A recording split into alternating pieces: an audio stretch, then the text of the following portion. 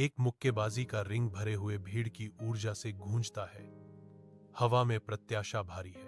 पाकिस्तानी मुक्केबाज प्रवेश करता है, उसके बाद उसका छर्रा आता है जो हास्यपूर्ण उत्साह से उछलता है।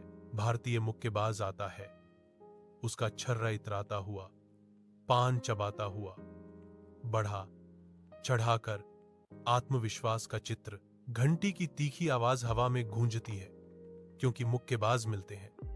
उनके गहन अटूट निगाहों पर पसीने की बूंदें चमकती हैं। मारपीट का एक क्रूर आदान प्रदान होता है। हर मुक्का निराशा और कच्ची ताकत का भार वहन करता है। दोनों सेनानी एक साथ गिर जाते हैं, जो उनकी समान शक्ति का प्रमाण है, जिससे रेफरी हैरान और अवाक रह जाता है। मुक्केबाजी का रिंग गूंजता है क्योंकि मैच अपने चरम पर पहुंचता है। गति और प्रत्याशा का उन्माद। पाकिस्तानी दर्शक भड़क उठे, भाइयों लाइक मार दो।